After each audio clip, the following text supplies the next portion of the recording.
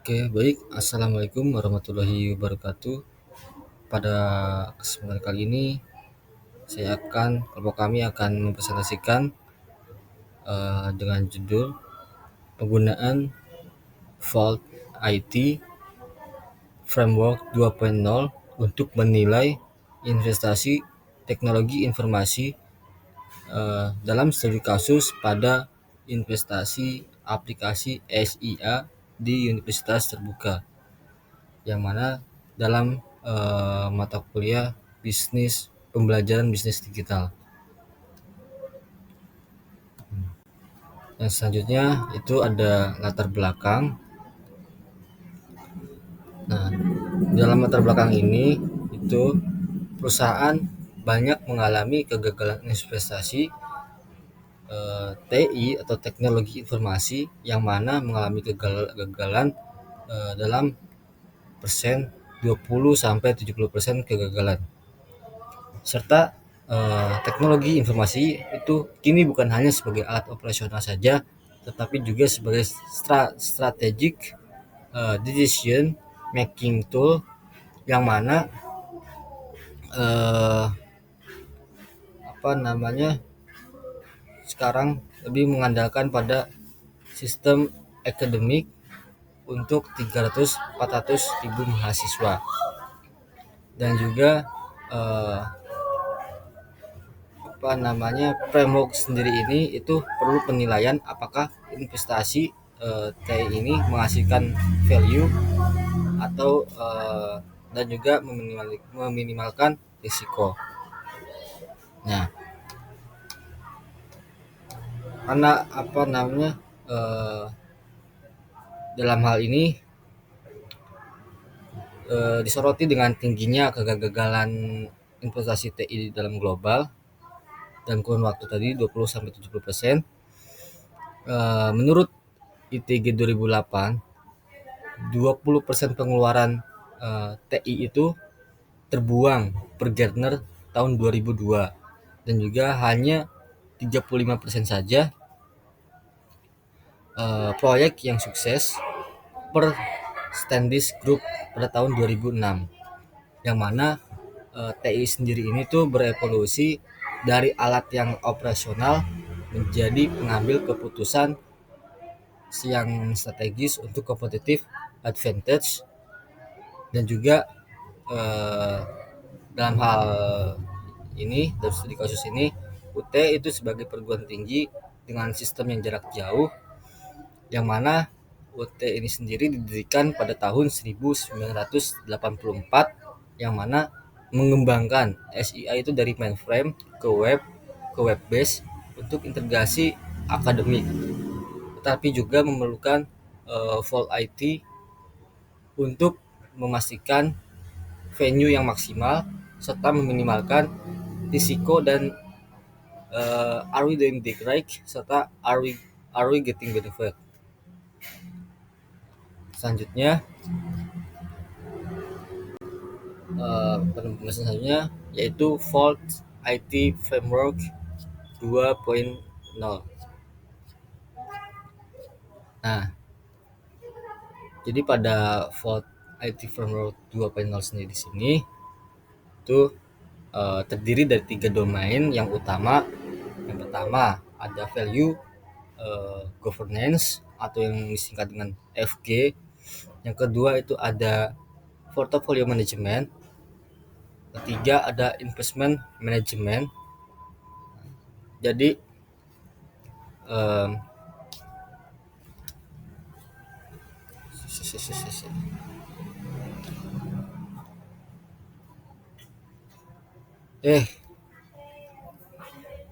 oke, selanjutnya pembahasan pada Vault IT Framework 2.0, yang mana dalam Vault IT Framework sendiri di sini itu terdiri dari 3 domain yang utama.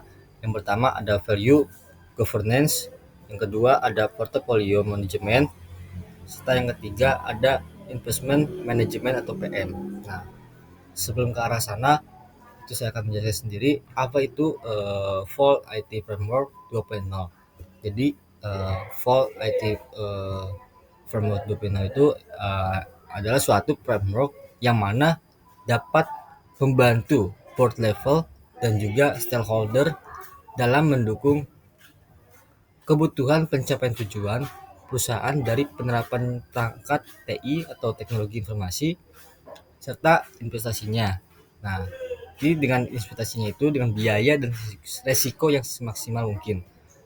Nah, jadi eh, Vault IT Framework sendiri ini itu merupakan suatu konsep yang mana dikeluarkan oleh ITCI, ITGI sebagai framework yang dapat melengkapi framework tata kelola TI yaitu COBT, COBIT, dan juga Vault IT sendiri ini dapat membantu sebagai eksekutif untuk fokus pada strategi question. Apakah kita melakukan hal yang benar, dan juga value question, apakah kita mendapatkan suatu keuntungan seperti dalam jurnalnya Kozina and Popovich 2010.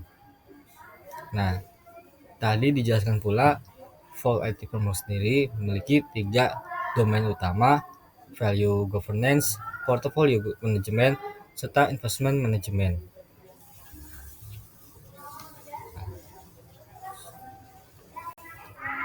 Nah, selanjutnya value governance. Nah, value governance sendiri di sini memiliki tujuan yang mana untuk mengoptimalkan nilai investasi teknologi informasi, dan juga dalam temuannya dalam studi kasus ini itu memiliki prosedur tata kelola investasi yang sudah distandari level 3 definite, dan juga implementasinya itu dalam temuan ini itu implementasinya itu belum maksimal karena adanya keterbatasan SDM dan juga menyebabkan keterlambatan implementasi SIA. Nah, jadi dalam value governance sendiri sini itu bertujuan yang mana untuk mengoptimalkan nilai investasi TI melalui arahan yang strategis, kerangka tata kelola, pemantauan, dan peningkatan berkelanjutan. Nah, di dalam domain ini itu mencakup 6 proses yang utama.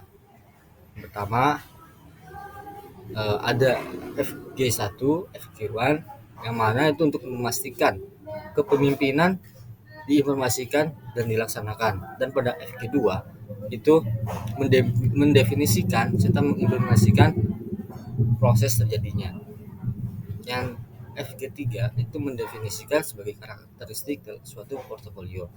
Nah, dan yang keempat itu menyelaraskan manajemen nilai dengan perencanaan